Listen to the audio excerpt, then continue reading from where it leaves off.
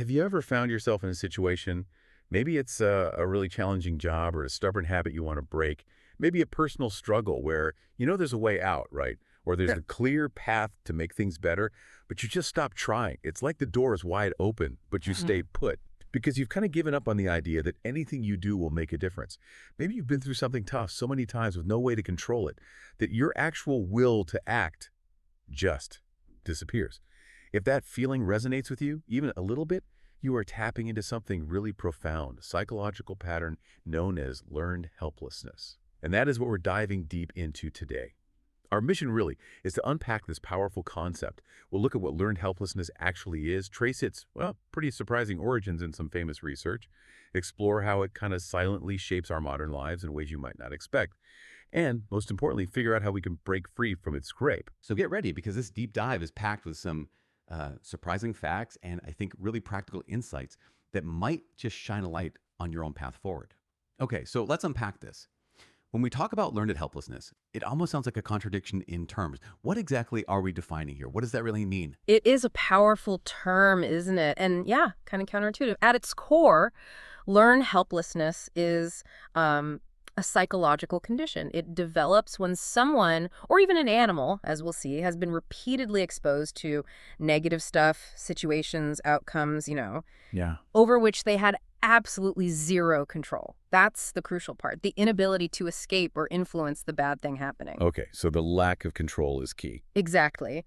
And the really profound result, sometimes baffling, is that eventually the person just stops trying completely. They cease all effort, even when things change, even when an escape route or some control does become available later on. Right. They've essentially learned that their efforts are pointless, that action doesn't matter.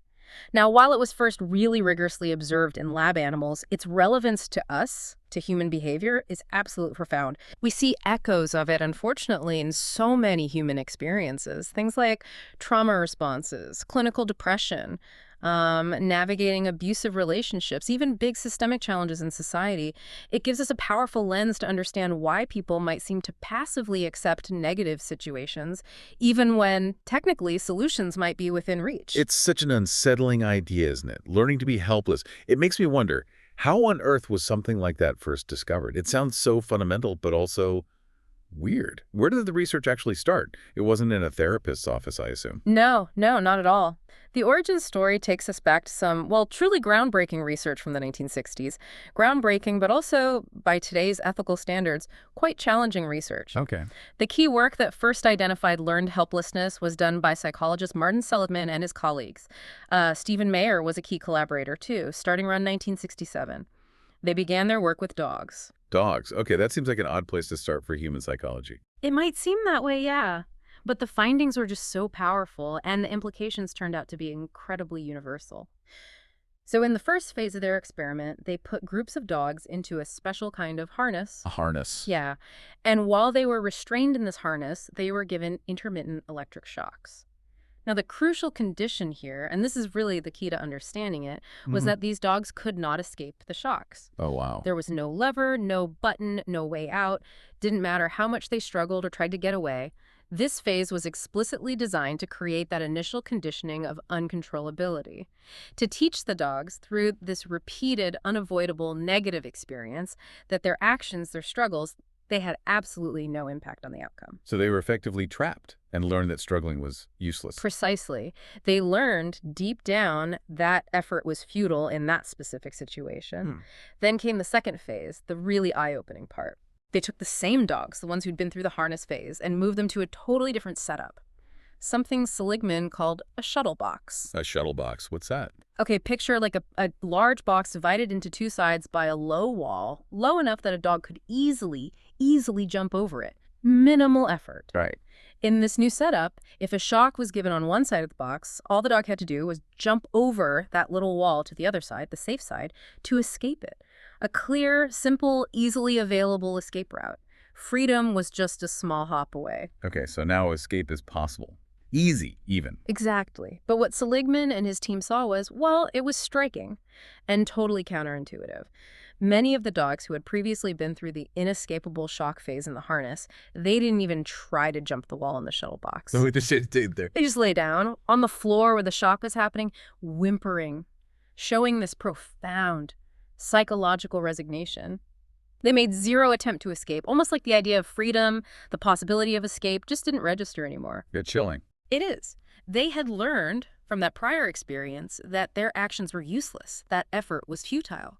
And that deeply learned lesson, that sense of futility, it carried over to this new situation where their actions could have made all the difference. So Seligman concluded that this repeated, uncontrollable failure leads to this psychological resignation. That's exactly it. It wasn't just about giving up when things were objectively hard. It was giving up even when escape became undeniably easy. Because the organism had been conditioned at a very deep level to believe its efforts were pointless, it's actually a kind of an efficient energy-saving mechanism gone wrong in these circumstances. Maladaptive. Okay, here's where it gets really interesting for me, because this wasn't just about dogs, right? That insight feels way too fundamental to be just about dogs. How did they bridge this? How did these findings translate to understanding us, human behavior? What did that show? That was precisely the critical next step. Does this apply to humans? And the answer, through a series of equally impactful follow-up studies, was a pretty resounding yes. Okay, how did they test that? Obviously not with electric shocks, I hope. No, definitely not. Researchers got creative. They adapted the core principles for human participants. Instead of shocks, they'd expose people to tasks designed to be genuinely unsolvable. Think like impossible puzzles, problems with no right answer, or tasks that were just impossible to finish in the time given. So creating that same feeling of failure and uncontrollability. Exactly. Mimicking that initial phase with the dogs where the subject learns, okay, my effort is useless here, leading to frustration, maybe resignation. Makes sense. Then, after this period of hitting their heads against unsolvable problems, these same participants were moved to a new phase.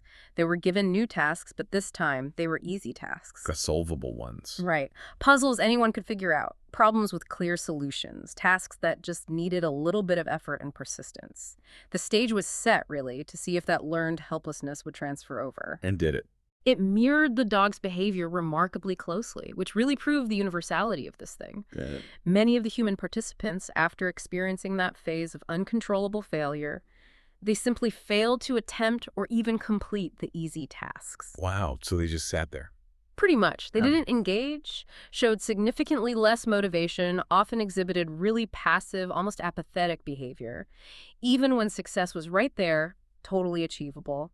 They'd effectively learned to be helpless. They'd internalized this belief, my efforts don't matter, even in a brand new solvable situation. It's like their internal default setting got switched to give up.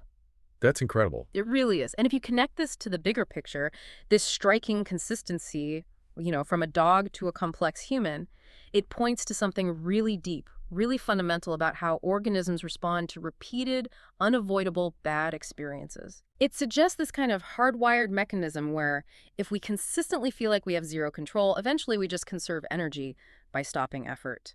The huge problem, of course, is when that learned passivity, that deep belief in futility, spills over into situations where control is actually possible, but our internal story tells us it's not. It's fascinating how our past can literally rewire our perception of the present. So if that's what happens in the lab, under controlled conditions, what does this mean for us day to day? Yeah. Outside the experiment. Where do we actually see learned helplessness playing out? Because I'm already starting to think of examples. Oh, it's absolutely pervasive. Once you grasp the core idea, you really do start seeing it everywhere. Learned helplessness isn't just some abstract concept in a textbook. It casts this significant, often invisible shadow across so many parts of human life, often in really subtle but incredibly damaging ways. It explains a lot about behavior that might otherwise seem irrational. Okay, like what? Give me some examples. Well, take depression, for instance. Many of the classic symptoms of clinical depression, things like apathy, that profound lack of motivation, low self-esteem, trouble making decisions, that pervasive feeling that nothing matters, these can be deeply understood as direct results of helplessness conditioning. How so? Well, individuals battling depression often have a personal history, maybe stretching way back, of feeling like they had no control over important life events. Maybe situations where their efforts repeatedly led nowhere positive, or maybe even made things worse unexpectedly. Right, like trying and failing repeatedly. Exactly. Imagine a child trying over and over to please a really critical parent but never succeeding, or an adult facing chronic job insecurity despite doing everything right. Over time, this repeated exposure to uncontrollability can lead them to internalize this belief. Nothing I do will ever make a difference. And that results in the deep apathy and lack of drive we see in depression.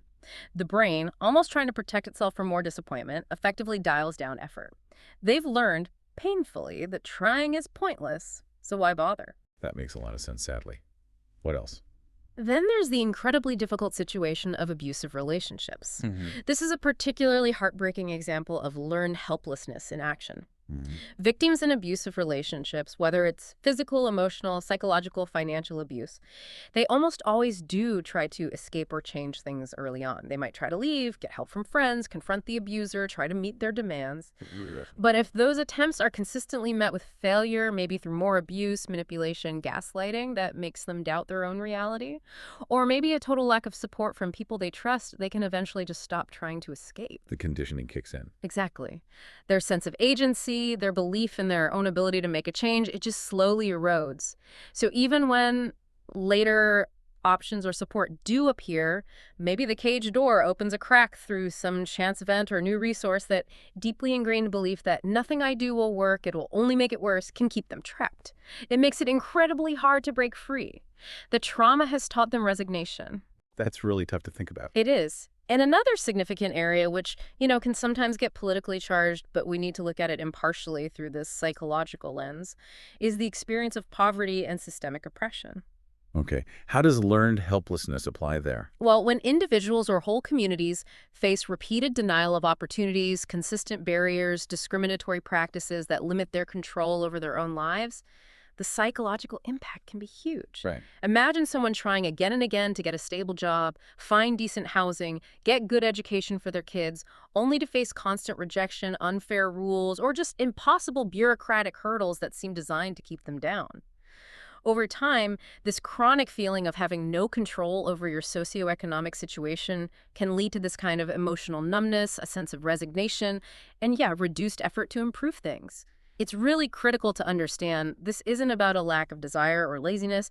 It's a learned belief that effort is futile, because the system itself seems rigged to give negative feedback no matter how hard you try. So the system itself teaches helplessness. In effect, yes. The repeated, uncontrollable negative feedback teaches that individual actions don't matter against these larger forces. We're just describing the psychological impact here, as the source material does, to show how the model applies to these really complex societal issues. Got it. That's a powerful perspective. What about something more common, like work? Oh, absolutely. Work burnout is another incredibly common, very relatable example today. Think about it. People usually start a job enthusiastic, right? Full of ideas, wanting to contribute. They might suggest better ways to do things, raise concerns about workload, propose innovative solutions. But if their efforts are just chronically invalidated, ignored, shot down, maybe even punished by management or the system. Like their ideas are dismissed as complaining, or they get pushed back for trying to change things.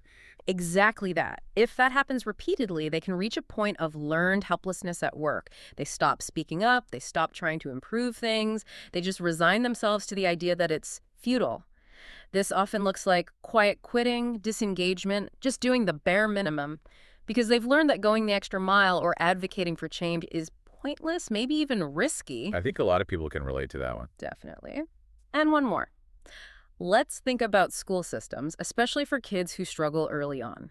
Students can internalize failure in a really damaging way. How so? If their early struggles, maybe with math or a learning difference or even just fitting in socially, are consistently met with punishment or neglect or just a lack of effective support that actually helps them, they can develop learned helplessness around learning itself. So they just give up on school. Pretty much. Imagine a kid failing math tests over and over despite trying, only to be told, you're just not a math person. They might stop trying in class, stop studying, give up on the idea they can succeed academically. Even if, the right support or a different teaching method could help them thrive later, they've learned that in that environment, their efforts don't work, so they disengage. These examples really show how widespread this can be. It highlights the behavior, the outcomes. But it raises a big question for me. What's actually going on inside our minds? Psychologically, what keeps us stuck like that, even when the external cage might have changed? That's the crucial next layer, isn't it? These examples show the what, the outward signs. But why do we get stuck? What's happening internally? Right. It really drives home that this isn't just giving up casually. It feels deeper, like a core psychological state, almost a default setting. So what are the key concepts that underpin this? What's going on in our heads? Exactly. The external behaviors we see are deeply rooted in specific internal shifts, patterns of thinking. There are a few key psychological concepts that really help us understand the how of learned helplessness from the inside out. Okay. First, there's something called explanatory style. This basically refers to your habitual way of explaining why things happen in your life, especially bad things. How you explain stuff to yourself. Precisely. And people experiencing learned helplessness often develop a very distinct pessimistic explanatory style. This isn't just being a glass half empty person. It's a systematic way of interpreting bad events that powerfully reinforces feeling helpless. Okay. How did that work? This pessimistic style usually has three key components when explaining negative events. First, they see bad events as permanent. They believe the bad thing will last forever. It's an unchanging fact, not just a temporary setback. Like, I failed this test, so I'll always be bad at this subject. Exactly. Or even, I'm just not smart enough, period. Not, this test was hard, or I had an off day. Second, they see bad events as personal. They believe it's their fault, due to some inherent flaw in them, rather than outside factors or just bad luck. So I failed because I'm stupid, not the test was unfair or I didn't get enough sleep. Right. It's internally attributed. And third, they see bad events as pervasive. They believe the negative event affects all areas of their life, not just the specific situation. So failing one test means I'm bad at everything or I'll never succeed at anything in life. Yeah. Catastrophizing it. Precisely. That combination, permanent, personal, pervasive, it's a potent mix. It creates this internal narrative, the story we tell ourselves, where nothing we do matters anyway, which naturally leads to a self-fulfilling prophecy. You stop trying because you've already decided it's hopeless everywhere. And what's really insidious is, like we said, this isn't about being weak. It's often an unconscious, efficient brain mechanism, energy saving gone wrong in our complex world. Wow. Permanent, personal, pervasive. Yeah. That's a really clear framework. What else is going on internally? Closely related to that is the concept of self-efficacy. This term comes from the psychologist Albert Bandura. Self-efficacy is basically your belief in your own ability to succeed in specific situations or accomplish a task. So it's not about your actual skills, but what you think you can do with them. Exactly. Yeah. Your perceived capability. And learned helplessness directly, profoundly erodes that belief. It eats away at your confidence in your ability to change things. If you've tried and failed repeatedly, especially when you truly had no control, your self-efficacy just plummets. So you start believing you're incapable, even if objectively you might have the skills now or the situation has changed. Right. You start thinking, I just can't do this, even if the door is now open. This drop in self-efficacy leads directly to that inaction we see, the passivity avoiding challenges. Why would you even try something if deep down you genuinely don't believe you can succeed? The internal belief about your capability stays stuck, even if the external reality is different. That makes perfect sense. The belief becomes the barrier. Mm-hmm. And finally, it's really significant that these ideas, especially learned helplessness, have been hugely influential in cognitive behavioral theory, or CBT. CBT. I've heard a lot about that. Yeah, it's a very effective type of therapy. It came from combining behavioral and cognitive psychology, focusing on how our thoughts, feelings, and behaviors are all interconnected. CBT found the learned helplessness model incredibly useful for understanding and treating conditions like depression. How does it use it? By understanding how those distorted thought patterns, like that pessimistic explanatory style we talked about, contribute to feelings of helplessness, which then lead to passive avoidant behaviors. CBT aims to actively challenge and restructure those patterns. So changing the thinking changes the feeling and the behavior. That's the core idea. Therapists help people identify those negative thought loops. I'm useless, it'll never change. Examine the actual evidence for or against them, and then work to actively change those maladaptive thoughts and the resulting behaviors. It's about retraining the mind to see possibilities again, to dispute that learned futility, and engage with life more effectively by changing the cognitive frameworks that keep the helplessness going. It provides a kind of roadmap out of that internal cage. What's so striking here is how those internal narratives, those beliefs, they become the real cage. Even if the external one is gone, or maybe it was never fully there in the way we perceived it, it's the belief about helplessness that holds you back. But if it's learned, like you said, if it's a conditioned response, then it can be unlearned, right? That has to be the hopeful part. It's not permanent. Absolutely right. That is the crucial, hopeful truth. Because learned helplessness is, well, learned, it can also be unlearned. It's definitely a process, like retraining a muscle or learning a new skill. It doesn't happen overnight. But the good news is there are several really actionable, evidence-based ways to break free from its grip and get back that sense of agency, that sense of control. It's not about just snapping out of it, but more like a deliberate, often step-by-step process of reconditioning your brain. Okay, so how do we start? What's the first step? The first and honestly often the most critical step is simply awareness and naming the pattern. Just understanding what learned helplessness is, recognizing its signs in yourself, maybe subtle, maybe obvious, and being able to actually put a name to that feeling of resignation or futility, that's incredibly powerful. Just knowing what it is makes a difference. Huge difference. It demystifies it. Instead of thinking, ugh, I'm just lazy or I'm a total failure, something's wrong with me, you can shift that internal talk to something like, okay, this feeling, this is learned helplessness. It's a conditioned response from past stuff, not some fundamental flaw in me. Right, it separates you from the pattern. Exactly. Naming it helps you externalize it, makes it feel less overwhelming, less personal. It turns it into something you can actually address and work on instead of just feeling like it's who you are.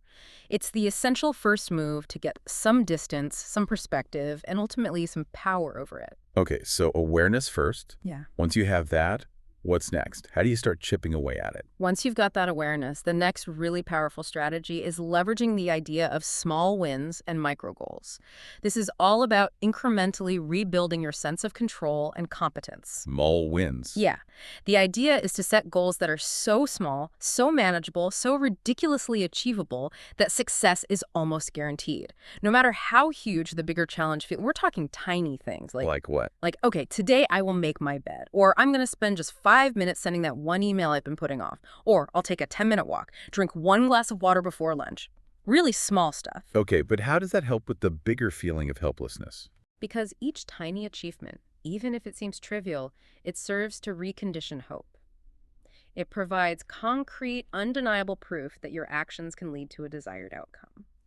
These little successes start to chip away at that deep feeling of futility. So it's like proving the helplessness wrong, one tiny step at a time. Exactly. Psychologically, each small win lights up the brain's reward system, releases a little dopamine, and reinforces the neural pathways connecting effort to reward. Over time, these small wins stack up. They build momentum, foster a renewed belief in your own effectiveness, and prove that maybe the cage door really is open. It's like reteaching yourself to jump that wall one tiny, almost invisible hop at a time. I like that. Reconditioning hope. What else helps break the cycle? Well, the environment you're in plays a massive role, so actively seeking out and cultivating supportive environments is really crucial. Meaning, surrounding yourself with people and situations that foster your sense of control, that give you positive reinforcement, and genuinely help you rebuild trust and control. This could look like finding a good therapist who gets these dynamics, leaning on a friend or family member who's non-judgmental. Maybe even changing workplaces to somewhere your effort is actually seen and valued. Or joining a group. Yeah, joining a community group that empowers its members, or finding a mentor who believes in you. Being in an environment where your efforts are acknowledged, where mistakes are just learning opportunities, not disasters, and where you get encouragement, that can gradually undo years of negative conditioning. It helps reestablish the belief that the world can be responsive to what you do and that you're not alone. It slowly disproves that learned belief that the world is just unresponsive. So changing your surroundings can change your internal state. Makes sense. Definitely. Then there's cognitive reframing. This tackles that pessimistic explanatory style head on. Remember, permanent, personal, pervasive. Right. Challenging those thoughts. Exactly. It's about actively challenging and changing those distorted beliefs that keep you feeling helpless. It's not about pretending bad things don't happen, but about reinterpreting them in a more balanced, accurate, and empowering way. How do you do that in practice? Okay, so say you have a setback. Instead of that automatic thought, I'm a permanent failure at everything because this happened, you consciously work to reframe it. You might ask yourself questions like, okay, wait, was this setback really permanent or just temporary? Was it entirely my fault, or were there other factors involved? Does this one thing really affect every single area of my life, or is it specific to this situation? So you're dissecting the thought, questioning its validity. Precisely. It's a deliberate effort to shift your perspective away from self-blame and fatalism towards seeing challenges as more temporary, less personal, and less pervasive. It's like becoming your own cognitive detective, actively disputing those negative stories your brain learned. It sounds like it takes practice. It absolutely does, but it's incredibly powerful. And finally, maybe most importantly, is agency reinforcing behavior. Okay, what does that mean? This is about taking deliberate, conscious steps to assert your will and take action. Even when it feels incredibly hard or small or pointless, it's about consciously, speaking up, setting boundaries, taking action, Even small actions. especially small actions sometimes. It could be as simple as saying no to something unreasonable you'd normally just agree to, voicing an opinion in a meeting when you'd usually stay quiet, starting that difficult conversation you've been avoiding, or just beginning that project you've been putting off. So it's about proving to yourself you can act. Exactly. The key is that any action, however small, that reinforces your sense of agency, your sense of having control or making a choice, is immensely powerful. It serves as tangible proof to yourself that you can exert control, that your actions do have consequences, often positive ones. This active engagement directly fights against that learned passivity. It helps rebuild an internal locus of control, reminding you through direct experience that your efforts can, in fact, make a difference. It's that journey from resignation back to conscious, empowered action, built one deliberate step at a time. It really sounds like it's a profound journey, doesn't it? From that place of resignation back to conscious action, one step building on the last. It's about literally retraining our brains, like you said, to see possibilities again, not just limitations, and Yeah. slowly expanding that belief in our own power, our own agency. The idea that we can literally recondition hope. That's incredibly powerful. It is precisely that, a deliberate process of relearning that your actions can matter. Shifting from passively accepting what feels inevitable to actively engaging with life and its challenges in an empowered way. It really is about understanding the trap you might have fallen into and then methodically, patiently building the tools and taking the steps needed to dismantle it from the inside. It's quite a testament, really, to our brain's ability to change its neuroplasticity and our inherent capacity for growth. What an incredible deep dive this has been Mhm. into a concept that, wow, it really touches so many parts of our lives. We went all the way from those striking initial dog experiments through to seeing its widespread, sometimes heartbreaking impact on people, from depression and abusive relationships to those big systemic challenges, and even just the daily grind of burnout at work. We unpacked the psychological gears turning underneath that tricky explanatory style, the importance of self-efficacy. And then thankfully, we mapped out those hopeful paths to breaking free. From just naming the pattern to taking those crucial small steps, finding supportive places, actively reframing our thoughts, and engaging in those vital agency reinforcing actions. The power of knowing this, for you listening, I think is immense. It turns that vague, stuck feeling into something understandable, something you can actually work with. Absolutely. And as you reflect on all this, maybe I can leave you with a final thought-provoking question to carry with you, something to mull over in your own life, your own observations. Where are you standing still today, perhaps because you were once, maybe long ago, trapped? That's a powerful question, a really personal one to consider. The insights from learned helplessness are such a strong reminder that even when the path forward is clear, our past conditioning, those old lessons of futility, can unknowingly hold us back. But understanding this pattern, seeing it in ourselves or maybe in others, that's the very first most crucial step toward breaking free, towards reclaiming our fundamental human ability to act, to choose, to move forward.